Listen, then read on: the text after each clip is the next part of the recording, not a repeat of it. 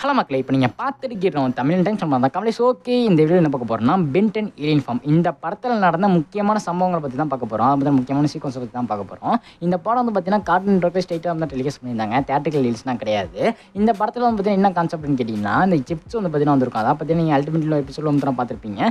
Alien nano chips வந்து தான் வந்திருக்கும். அது வந்து பார்த்தீங்கன்னா இடத்துல இருக்க ஹியூமன்ஸ்லாம் பார்த்தீங்கன்னா கண்ட்ரோல் பண்ணி இந்த இடத்துல வந்து ஆட்டே போகலான்னு சொல்லிட்டு பார்க்கும். தெரிஞ்சிட்ட ப்ளம்பர்ஸ்னும் பென் வந்து பார்த்தீங்கன்னா எப்படி தடுக்கிறாங்கன்னு சொல்லிட்டு தான் கதை கொண்டு போய்ப்பாங்க. ரொம்ப சிம்பிளான ஸ்டோரி தான். இந்த ஸ்டோரி வந்து பார்த்தீங்கன்னா நம்ம ஆல்ரெடி நம்ம சேனலில் போட்டிருக்கோம். லிங்க்கு மேலேயும் வருது, கீழேயும் இருக்குது, டிஸ்கிரிப்ஷன்லையும் இருக்குது. பார்க்காதவங்க பாருங்கள். படம் வந்து உண்மையாக வந்து நல்லாயிருக்கும். வந்து சின்ன கதை தான், படமும் சின்னதாக இருக்கும். போய் பாருங்கள், நல்லாயிருக்கும். ஒரு ரைட் விடுங்க. இந்த படத்தில் தான் நேனோமெக்கோட ஆரிஜின் வந்து கிளியர் கரெக்டாக வந்து சொல்லியிருப்பாங்க. அதை பற்றி நேனோமெக்குங்கிற ஒரு பீசிஸ் வந்து கிடையாது. அது ஆம்லெட்ஸால் உருவாக்கப்பட்ட ஒரு பீசிஸ். அதை என்னடா குழப்பம்னு கேட்காதீங்க.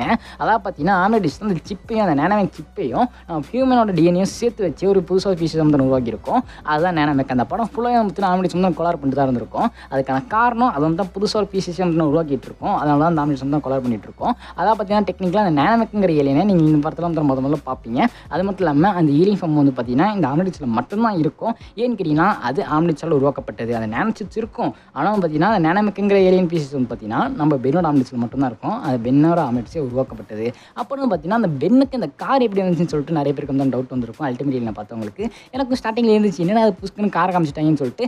அதுக்கப்புறமா தான் இந்த படத்தை ரீவாச் பண்ணும்போது தான் தெரிஞ்சிச்சு இந்த கார் வந்து பார்த்தீங்கன்னா நம்ம கெவின் தான் நம்ம பென் கம்னு கொடுத்துருப்பாரு. அதாவது பார்த்தீங்கன்னா வழக்கம் போல நம்ம பென் வந்து பார்த்தீங்கன்னா இந்த படத்தில் ஹியூமன் சார் மாதிரி நம்ம கெவினோட காரை வந்து துவம்சம் பண்ணியிருப்பாரு. அதுக்கப்புறம் போகிறதோட வழியிலேன்னு சொல்லிட்டு வந்து பார்த்தீங்கன்னா பென்னோட பர்த்டே தரதா இருந்த காரை வந்துன்னா நம்ம பென்னுக்கு வந்து தான் முன்னாடி வந்து தந்திருப்பாரு. அதாவது பர்த்டே ப்ரெசென்ட்டாக தான் தரலாம் வந்திருப்பாங்க நம்ம கெவின்.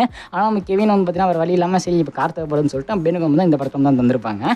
அந்த கார் தான் நீங்கள் பென் அல்டிமேட்டில் வந்து தான் பார்த்துருப்பீங்க. டெக்னிக்காக பார்த்தீங்கன்னா அந்த கார் நம்ம கெவின் தான் நம்ம பென்னுக்கு தான் ப்ரெசென்ட் பண்ணுது.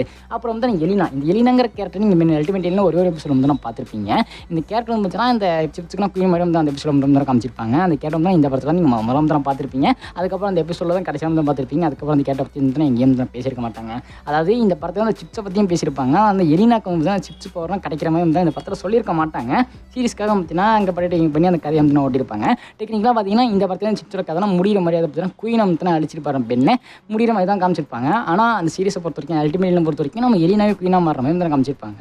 அதாவது இந்த எலினாங்கிற கேரக்டர் பற்றி நீங்கள் தெரிஞ்சுக்கணும்னா இந்த படத்தை பார்த்து பார்த்தீங்கன்னா அந்த கேரக்டர் வந்து நமக்கு புரியும். இந்த எபிசோட் வந்து உங்களுக்கு கிளியர் வந்து நமக்கு புரியும். அதுக்கப்புறம் அந்த எபிசோட் வந்து நம்ம எலினா வந்து விட்டு போயிருப்பாங்க. அவங்க எலினா வந்து இந்த இடத்துல நீங்கள் பார்த்துருக்க மாட்டீங்க. அதான் பார்த்தீங்கன்னா இந்த படம் ரொம்ப இன்ட்ரெஸ்டிங்கான படம். பென் 10 ஃபேன்ஸ்னா கண்டிப்பாக பார்த்துருப்பீங்க. அப்படி பார்க்காம இருந்தீங்கன்னா தயவு செஞ்சு போய் பாருங்கள். ரொம்ப நல்லாயிருக்கும். அது மட்டும் இல்லாமல் பார்த்தீங்கன்னா இப்போ அந்த படத்தை பார்க்கும்போது விஎஃப்எக்ஸ் வந்து ரொம்பவே மொக்கையாக இருக்கும். அப்போ கார்ட்டூன் நெட்வொர்க்கை பார்க்கும்போது ஆஹா ஓஹோன்னு சொல்லி இருந்துச்சு.